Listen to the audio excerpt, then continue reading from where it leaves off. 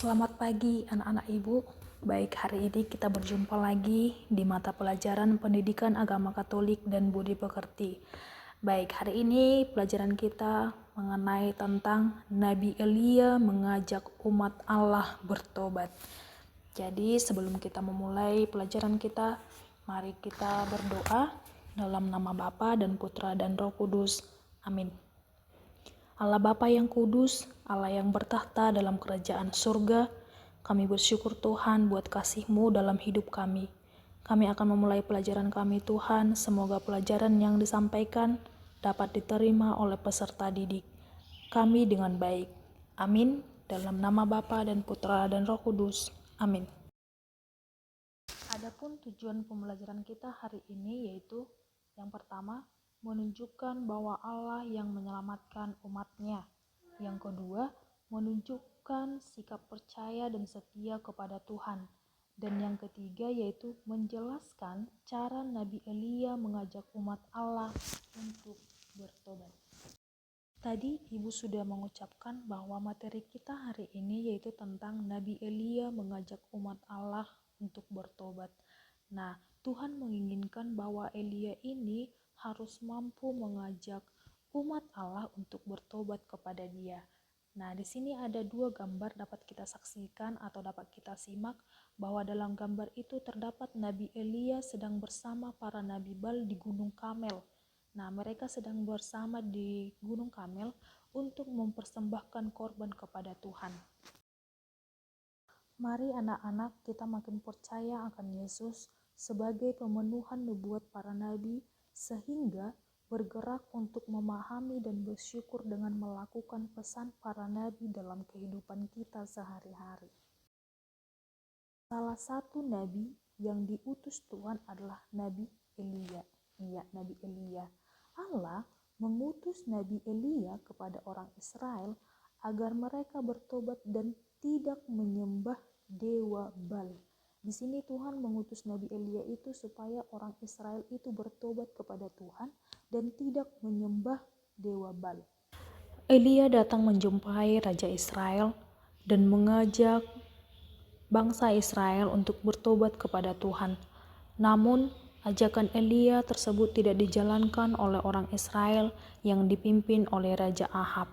Nah, seperti yang kita ketahui bahwa Raja Israel yaitu Ahab ini mempunyai sifat yang sangat jahat dan Raja Ahab mempunyai istri yang bernama Izebel. Nah, mereka Ahab dan Izebel sama-sama beribadah, sama-sama menyembah kepada Baal. Mereka menolak atau tidak menjalankan perintah dari Elia untuk bertobat kepada Tuhan.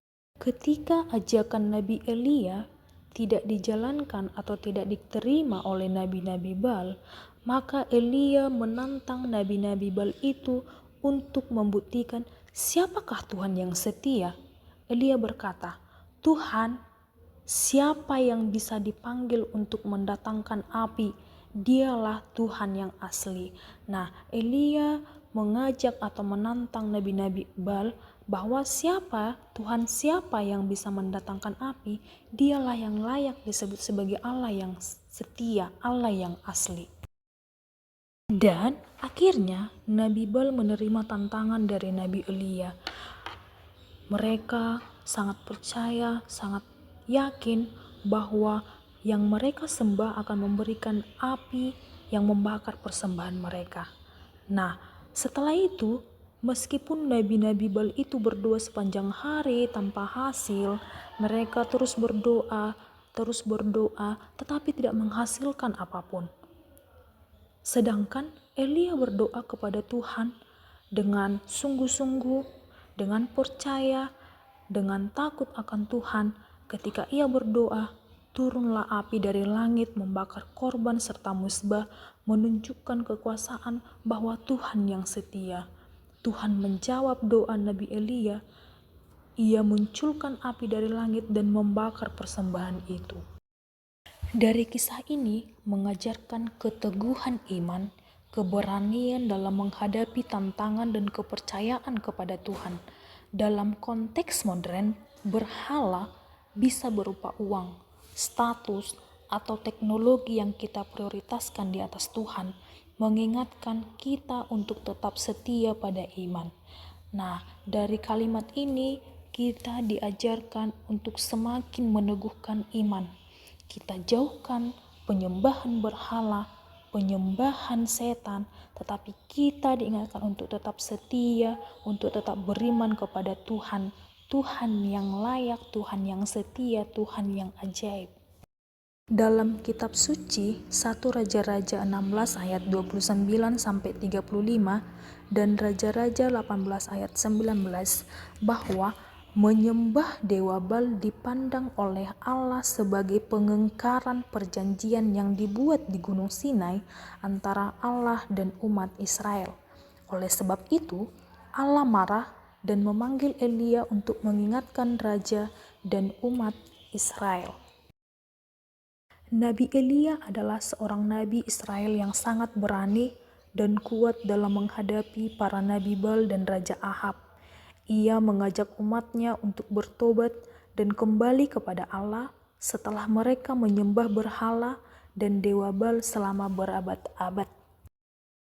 Jadi, dari pelajaran kita hari ini yaitu tentang Nabi Elia mengajak umatnya untuk bertobat kepada Allah. Dapat kita tarik kesimpulan beberapa poin, yaitu poin yang pertama, perang di Gunung Karmel, di mana Nabi Elia menantang para nabi Baal untuk melakukan persembahan korban dan memohon kepada dewa mereka untuk menurunkan api. Namun tidak ada yang terjadi apapun. Kemudian Elia memohon kepada Allah untuk menurunkan api untuk membakar korban persembahannya. Allah mengabulkan permohonannya dan api dari surga turun membakar korban tersebut, mezbah dan batu-batu di sekitarnya. Kemudian umat Israel menyaksikan keajaiban ini dan mereka sadar bahwa Allah adalah satu-satunya Allah yang benar. Poin yang kedua yaitu pengakuan umat Israel. Setelah peristiwa di Gunung Karmel, umat Israel mengakui kebesaran Allah dan mereka bertobat dari menyembah dewa Baal. Elia memerintahkan para nabi Baal untuk ditangkap dan dibawa ke sungai Kison, di mana mereka kemudian disembelih. Dari kisah Nabi Elia dan umatnya yang bertobat, dapat kita ambil pelajaran tentang yang pertama, pentingnya iman dan ketaatan kepada Allah. Kisah ini menunjukkan bahwa Allah akan memberikan berkat bagi mereka yang mengandalkan firman-Nya. B. Pentingnya bertobat dari dosa. Kisah ini menunjukkan bahwa bertobat dan kembali kepada Allah akan membawa keselamatan dan berkat. Dan yang terakhir, keberanian menghadapi kejahatan. Kisah ini menunjukkan bahwa Elia berani melawan kejahatan dan mengajak umatnya untuk bertobat. Baik, sampai di sini pelajaran kita. Sebelum kita pulang, mari kita bersatu dalam doa. Dalam nama Bapa dan Putra dan Roh Kudus. Amin. Allah yang penuh kasih, kami bersyukur karena kami boleh mengenal Nabi Elia yang telah mengembalikan iman umatnya. Seperti halnya Elia, semoga kami semakin berani bersaksi, mewartakan kabar gembira dengan cara kami masing-masing. Amin. Dalam nama Bapa dan Putra dan Roh Kudus.